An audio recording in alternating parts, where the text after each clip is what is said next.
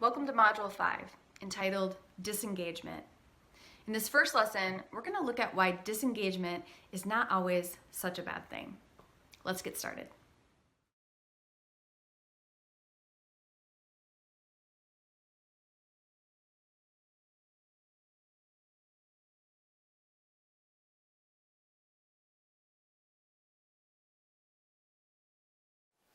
All right, let's do it. All right, so this should look familiar to you by now, the 4 quadrants of life. And it should also ring in as no surprise that, as we've talked about a million times before now, our culture values this. No one can stay here. So we usually do this vicious 180. And so in this module, we dove into engagement. We dove into bondage. What I really want to talk about in this module is disengagement when we're spending time over here. Okay, so I want to label this appropriately. So our culture labels this as bad. We should be here, but I want to give some new labels to this side of the equation. We'll start by saying it's okay.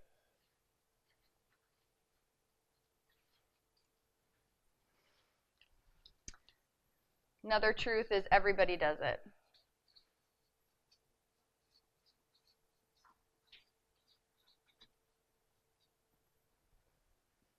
It makes sense.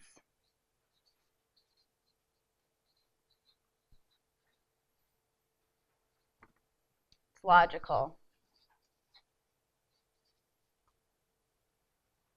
So what people often call this side is procrastination.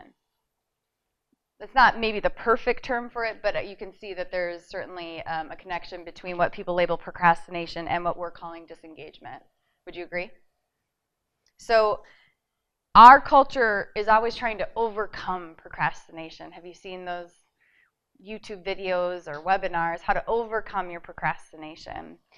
And what I want to do here is really look at what procrastination is, and there certainly is some beauty in it.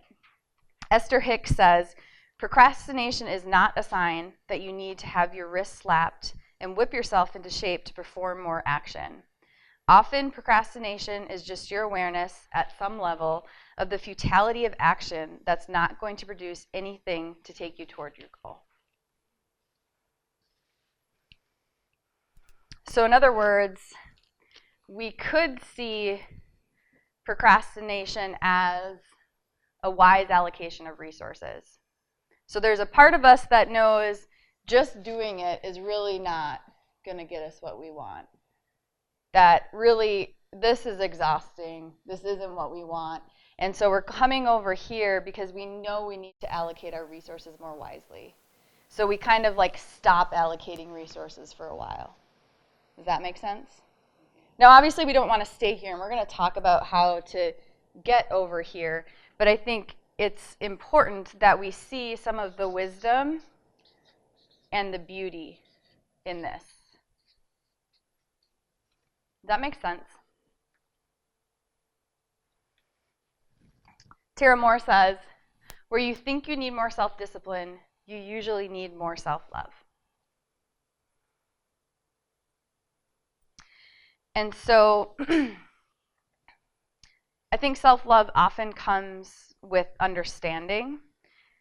And as we know, because of this vicious 180, again, there's a lot of logic and a lot of sense and a lot of wisdom to procrastination, to disengagement. Although there is a lot of logic and wisdom to why we do this, it still doesn't feel good, right? We have life's big rocks, and if we're disengaging with any or all of them, something feels off. So we don't want to stay stuck here. But again, I think the first step to figuring out how to go from here to here is just seeing the wisdom and the beauty in this. So take a breath on that. Any thoughts come up around procrastination?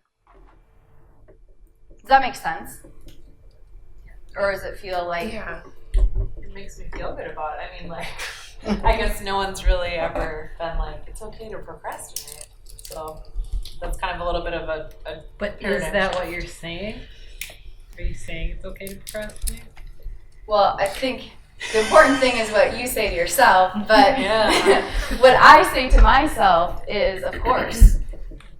Yeah, because if you look at where our culture says we should be in the depleted, to continue to deplete resources, time, money, even our focus, that's why we feel depleted, is because our resources are being allocated inappropriately. So a part of us knows that and is saying, I need to stop, until, again, should pulls us down, and then we do that whole thing. But I think there's a lot more wisdom in procrastination than in depletion. Right. Yeah. Does rest live in disengagement then, or can you have inspired rest? I love that question. Rest is one of our big rocks, right? So we want rest to be here. Okay. Does that make sense? We can say, I am going to rest. I'm going to engage with rest. I'm going to give myself permission to do that. Take the time to do that, right? It's subtle, right? And only you can know. If you're like crazy at work and then you come home and you sit on the couch and watch Netflix, that could fall into here. I don't know. From looking at you, I don't know. It's really about, are you engaging with play and rest when you do that? Or are you disengaging from your relationships and health? I don't know. Do you mean kind of like you're doing it to avoid something else, or you're doing it because that's really what you want and need to do at that time? Yes, that's one way to put it. Definitely. I'm avoiding something that's depleting me. Or I'm trying to get respite from something that's depleting me, but I'm disengaging from a big rock. So basically, like you're saying, avoiding something else. Where this is, I'm choosing it. So this is the quadrant of withdrawal. This is the quadrant of withdrawal, but this is the quadrant of unconscious. This is like protest, I think is what I said before. So you're at work, and then you're like, forget it when you come home. Forget being responsible. Forget the exhaustion. Forget what everybody else says. I'm just going to watch Netflix. But nothing's like really changing. You're not like, I am going to take a nap because rest would really make me feel better. Does that make sense? It's why you take that time to watch Netflix or play Candy Crush instead of finishing that report. But then when you're done, you don't feel any better. Yes. You don't. Well, and it doesn't, like what you did didn't give you any fulfillment either. Other than you just weren't doing, it's a temporary respite from whatever is exhausting you. Mm-hmm.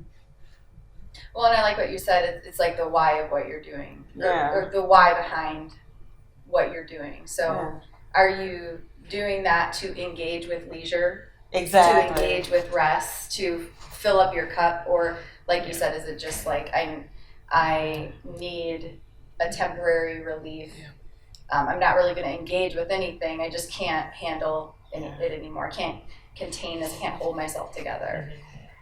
I don't have kids, but I've heard little kids do that all the time. They hold themselves together in school and then they wig out when they get home. They're on that cycle too. They're trying. Here we get praised for holding it together, and then we get around, a place where we can just fall apart and we do it, So when that happens, that is an indication of this. Okay, we don't have to wig out here. And I think too, like coming back to the procrastination that you started with, I think it's part of that when you're procrastinating, having, like you said, that conversation of like stopping and be okay, yep, I'm avoiding that phone call I need to make, but why am I avoiding it? Is it because I don't really need that appointment, or so say it's like a doctor's, you know what I mean, or is it, I'm afraid of what they're gonna say, like am I creating these scenarios, Or is it just because I've been on the phone all day today and I'm so sick of making phone calls? You know what I mean? Like stopping to figure out like, okay, what's that deeper issue of why I'm procrastinating?